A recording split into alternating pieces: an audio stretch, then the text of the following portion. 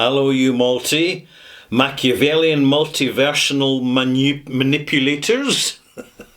I got there. That's a malt mention, by the way. And a big malt mention thank you to My Latest Dram. That's his name, My Latest, or her name, My Latest Dram, for introducing Ralphie Review 1044, in which, yes, you're seeing an empty glass, but not for long. I am reviewing an Islay single malt whisky. It is made from Islay barley, 100%. It is matured and it is bottled on Islay at one of the very, very few bottling plants that they have on the island at Bruichladdich Distillery. Let's pour some. If you love your peat monsters, you will love this. This is the 9-year-old special cask release, cask strength, upmarket version of the standard Port Charlotte heavily peated malt. This is the one. This is the one. Standard 10-year-old. This is bottled at 50% and costs about £55 to £60. This is twice the price, right? This is what you need to know. This is twice the price. I'll come back to this bottle later. It will be featuring in the extras, 1044 extras, just so as you know, when I do a straight comparison between these two malts. So I've just poured this, and it's bottled at 55.2%, so you're getting an extra 5.2% alcohol, which isn't really a lot. So how do we justify this whisky being slightly younger than this whisky, but being roughly twice the price? And I think that you can explain it quite simply by the fact that although the 10-year-old is a very decent and a highly recommended whisky, in fact, I've reviewed it in Ralphie Review 959 when I gave it 90 marks out of 100. It is really one of the most impressive, heavily peated single malt whiskies that you can buy at the moment. And furthermore, it's honestly delivered to the market. There's no flannel, filler, fluff and BS that unfortunately you're getting from some other brands like Bowmore and Ardbeg, which is just so off-putting. It's just so fake, to be honest. Particularly if, I mean, I'm just going to throw this in anyway. When you've got Ardbeg bringing out a 17-year-old whisky at 40%, bare legal minimum strength of 40%, and they want £600 for it, they're having a laugh. I'm not buying. Don't you buy it. I recommend you don't buy it. You will find it in some of the markets at something like €125. I've seen that price there. So the price differential between locations around the planet is highly significant. Highly significant. This shows the amount of manipulation going on with that brand. This, I feel a bit less patronised. I feel there's more integrity. What makes this, and explains this being twice the price, despite it being a slightly younger whisky, is that it's the special cask release of 100% local barley, all the barley coming from within 10 miles of the distillery. So you've got this extra provenance. You've got this extra rarity because there's a lot less of this than there is of the standard 10-year-old. But that's all very well. You've got the provenance, but how does it transfer through the smell and the taste? So I've got a glass recently poured, as you saw. You're there. You're here to witness this. So on the nose, neat.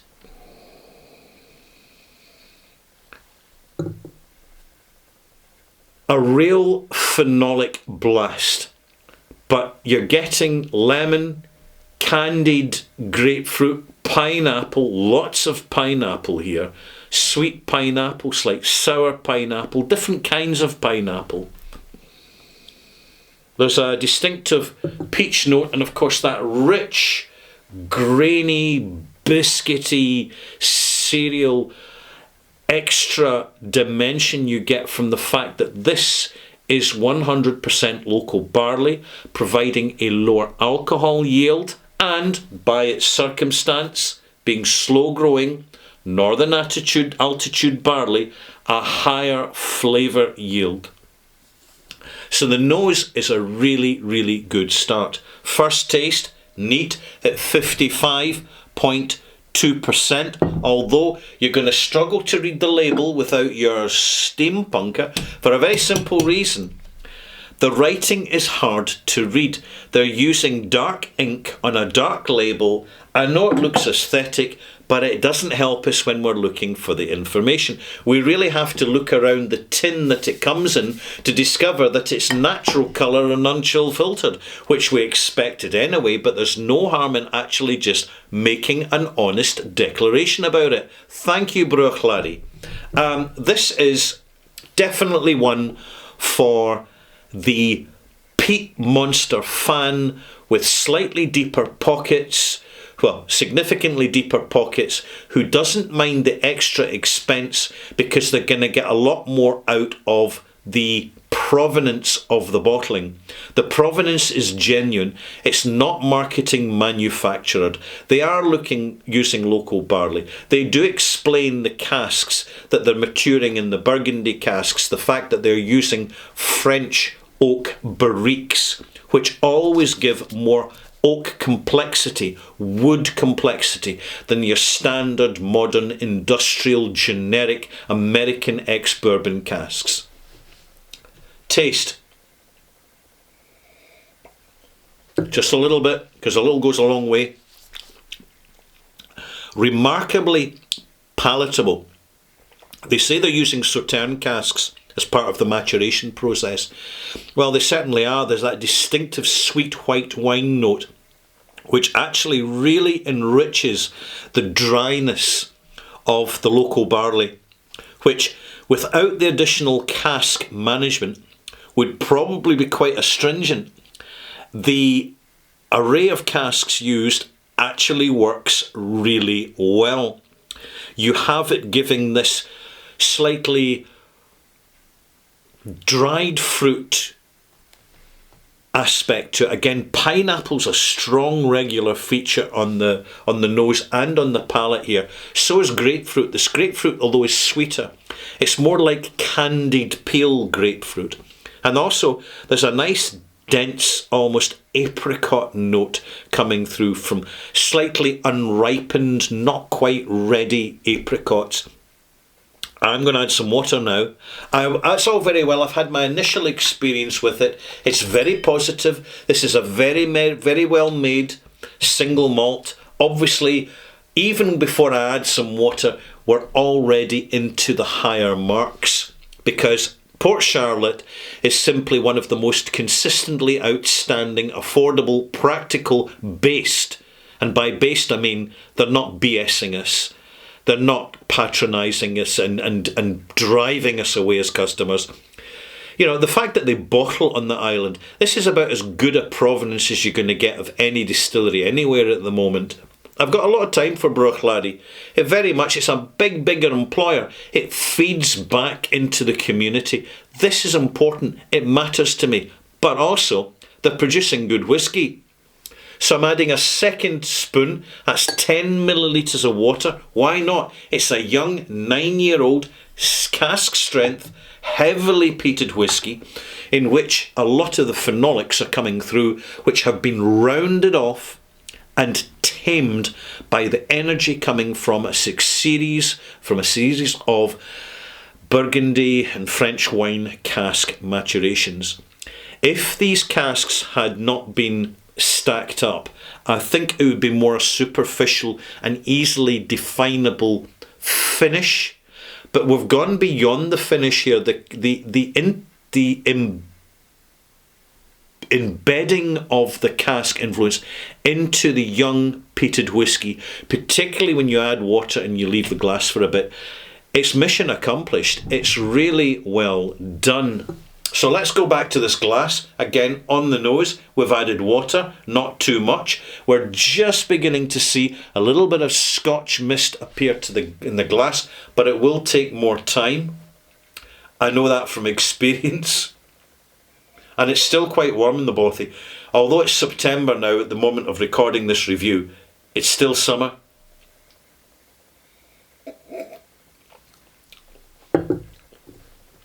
Rich, tangy, complex, super ripe stone, yellow and red stone fruit, apricot notes, super ripe, intense, almost peach concentrate note.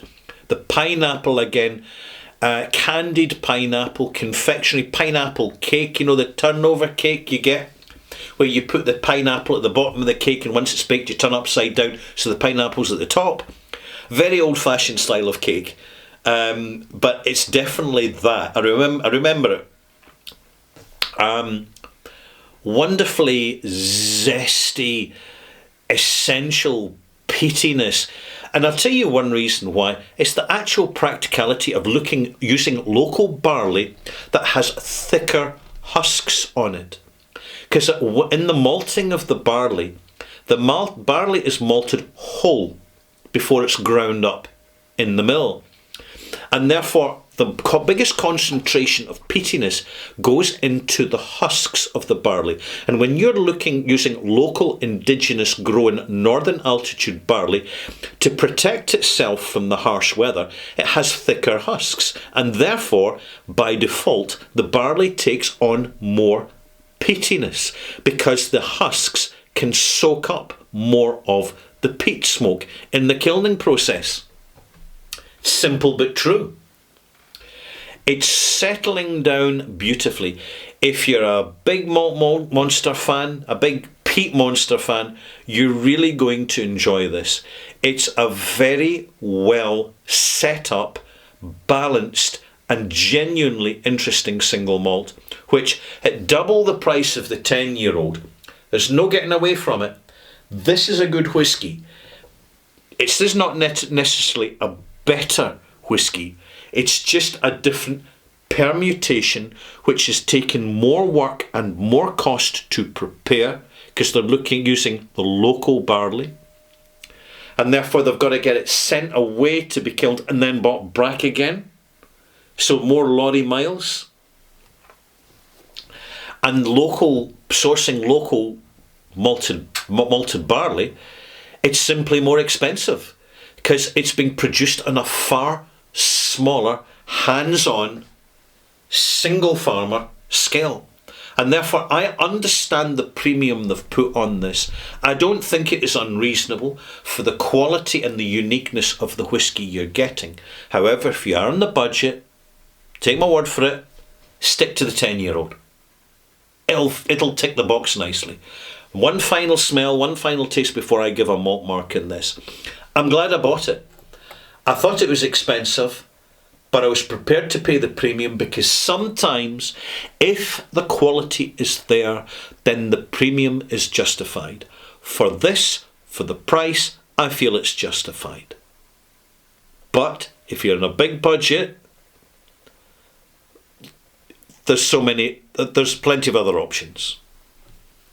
This is an ideal one for a whisky club to buy or a group of mates to put their money in and buy it collectively. And then what you do is you have it on a Port Charlotte night with the standard Port Charlotte and another peated whisky, maybe a Caol Ila or a Kilchoman Sanig, from just literally round the corner and down the road. Excellent whisky for comparison. A real authentic peat monster night. You can't go wrong. Nose. Lovely, rich, textured, almost becoming slight confectionery peatiness. The peat is fairly consolidated, but it works with it. It's got that zestiness, that vitality you get in young, heavily peated whiskies. Totally intact, beautifully made whisky. Frankly, it's just about as good as it gets. Taste.